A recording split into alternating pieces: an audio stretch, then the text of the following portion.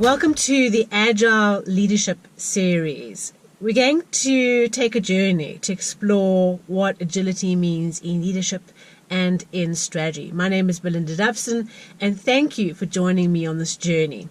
As we go on this journey, we're going to be going on little drives in my car, because this is a metaphor for the journey of agility, of not being stuck in your office behind your desk as a company, but being mobile on the road and able to traverse the challenges you need to get to the end destination. For you as a leader to be agile, and for your strategy and for the results your company delivers to be agile and mobile. So enjoy the journey with me in the car. In today's episode 1, we're going to be talking about how can we think about defining agility. Like, what does it actually mean? It's a major buzzword. It's something that we throw around quite easily, yet we don't often really reflect on what agility means. In my view, there are 4 ways to think about agility. Number 1, it relates to your core strength. Your ability to have those strong muscles that hold up your spine, just like you would develop in Pilates, or when you do that horrible plank exercise.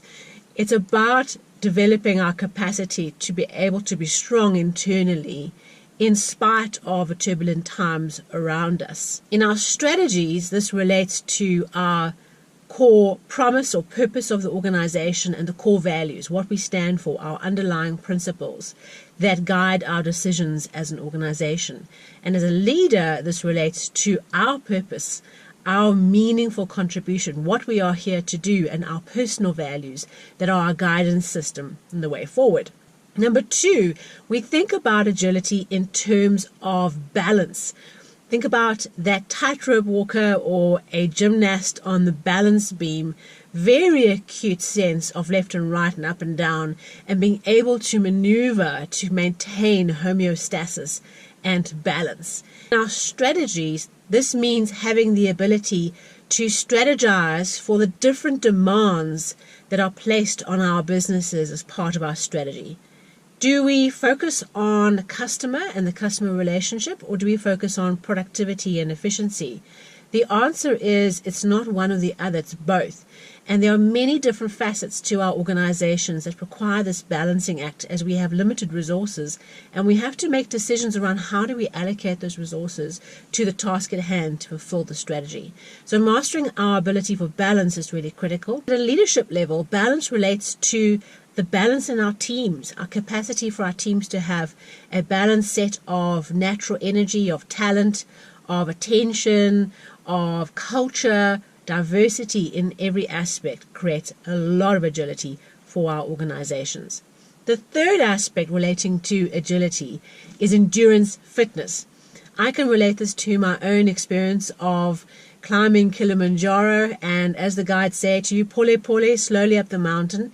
You literally put one foot in front of the other. It's not a race. You can't race up the mountain. You'll likely die. So not a great idea. And so we learn that our ability to be agile, ironically, is not our ability to sprint. It's our ability to maintain speed over the long period of time. Not hectic speed, but maintain speed that moves us forward, that creates momentum. It is about putting one foot in front of the other. From a strategy point of view, this relates to your organizational habits, the structures, the meeting rhythms, the routines, the habits within the organization that keep you going in the long term. It's all fun and well to come up with a new strategy over your weekend away as an executive team, and then by a few months later you realize nothing's been implemented. So our ability to go the long distance is about strategic execution, being able to translate the idea into long-term, meaningful, daily deliberate action to translate the strategy into a result. From a leadership point of view, endurance fitness is about how you take care of yourself for the long term. There's no point creating a culture internally or within your leadership team of excessive work, of just taking every drop of energy out of yourself and out of your team to fulfill your work commitments. It's about having a means of supporting yourself for the long term and pacing yourself, finding things that put energy back in, and finding a sustainable way of reaching the end result without burning out yourself or all the people around you. The fourth aspect of agility relates to flexibility. Think about the yoga instructor or you doing yoga, of having beautiful, supple, flexible joints and the ability to put your leg up behind your ear. The ability to be agile also means that we are supple and we are flexible and we have the capacity to move around the challenges. Think about getting to an airport to catch a plane. If you were not flexible, you'd say the only way of getting to that airport is by going a particular road. But if there's an obstacle on that road, you can't get to the airport that way. An inflexible attitude would be, we go that way irrespective of the challenges along the way. Being flexible says, we know where we're going, we have an organizational way of getting to the end result, but finding the flexible route to get there, weaving around the challenges and obstacles that we face along the way. I trust that you enjoyed that little definition of what agility means, both for your strategy and for you as a leader. Remember, it's about core strength, balance, endurance, fitness, and flexibility. So have a great time putting these principles of agility into practice today in your teams.